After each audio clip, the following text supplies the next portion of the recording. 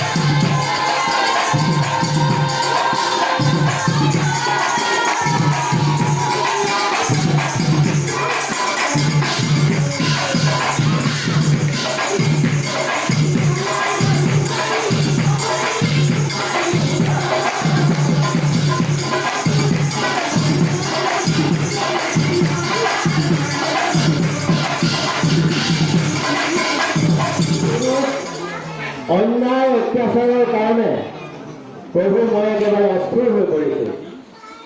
গতিকে আপুনি যদি এই ধৰাধামত নৰৰূপে আৱিৰ্ভাৱ হৈ এই বসৱনী পৰিত্ৰাণ নকৰে তেতিয়াহ'লে আমাৰ গত্যন্তৰ নাই। আমি অস্থিৰ হৈ পৰিছোঁ। আমি মই দুখিত বুলি যে অতি সোনকালে মই পৃথিৱীত বসুদেৱৰ ঔৰসত দৈৱকীৰ গৰ্ভত কৃষ্ণৰ যে জন্ম লয়, সেই দুৰন্ত অসুৰ কংসৰ কাৰাগাৰত আৰু মোৰ লগত ভগৱন্তই কৈছে মই অকলে যদি নৰলোকলৈ গৈ কৃষ্ণৰ পৰা কিবা অৱতাৰ লৈ যাওঁ তেতিয়া কিন্তু কাৰ্য সম্পূৰ্ণ নহ'ব। মোৰ লগত ব্ৰহ্মা মহেশ্বৰ আদি কৰি দেৱগতো যাব লাগিব একোটা ৰূপ ধৰি, তেতিয়াহে মই ভগৱতীক এই পাঁচ ভাগৰ পৰা নিষ্ঠা কৰি আনিব পাৰিম। তেতিয়া দেৱতাসকলে ক'লে আমি বোলে কি কৰিব লাগিব? তেতিয়া ভগৱন্তই কৈছে দেৱতাবিলাক গোপবালক গৌধ আৰু গোপীবিলাকক দেৱীবিলাকক গোপী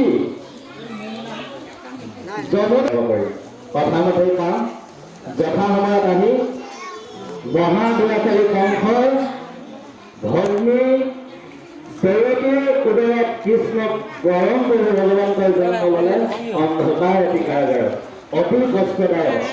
আমি যে এতিয়া বক্তব্য আগবঢ়াইছো বহু আগৰ পৰা শাস্ত্ৰ ভাগৱত পাঠ হৈছে, কীৰ্তন পাঠ হৈছে, কিন্তু কোনো শিশুৱে মনোযোগ দি শুনা নাই। এইটো সিহঁতৰ দুখ নহয়, সিহঁতে শুনিবও নোৱাৰে। শুনিলে উপলব্ধি কৰিব পৰা গুণ সিহঁতৰ নাই। ইয়াৰ মূল কাৰণ হ'ল যিসকল শিশুক আমি আজি সন্দেহ ভাৱৰ পাছতে প্ৰাৰ্থনা গাম, বৰগীত গাম, তেওঁলোকক অভ্যাস কৰিব লাগিব। আৰু আমাৰ বিশ্বাস আজি আমাৰ প্ৰাথমিক শাখাৰ সমস্ত শিশুৱে নিজৰ নিজৰ প্ৰতিভা প্ৰদৰ্শন কৰিব। কোনে কিমান সুন্দৰকৈ তাৰ শিশুটি সুন্দৰকৈ ইয়াতে প্ৰতিভা প্ৰদৰ্শনত পাৰ্গত কৰি আনিছে, সেইটো অলপ পাছতে আমি ভকতে দেখিম।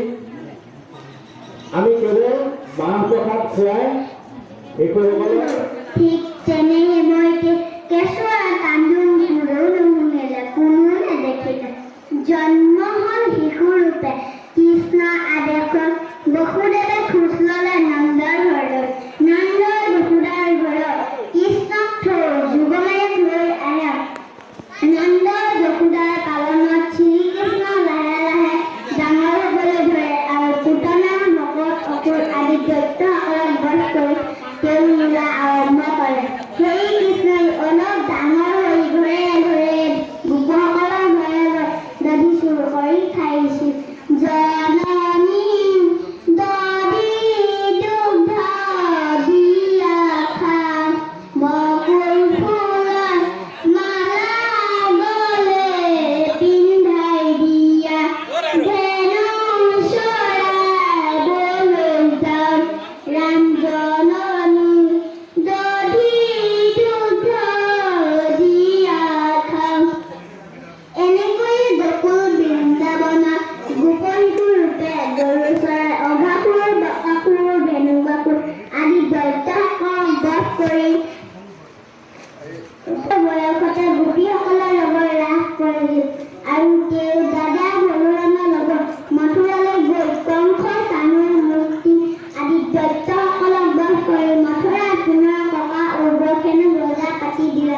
হে প্ৰভুসকল, শিশুকৃষ্ণৰ বিষয়ে আমি ইয়াকে তেওঁৰ চমুকতা সামৰি মাৰিলোঁ।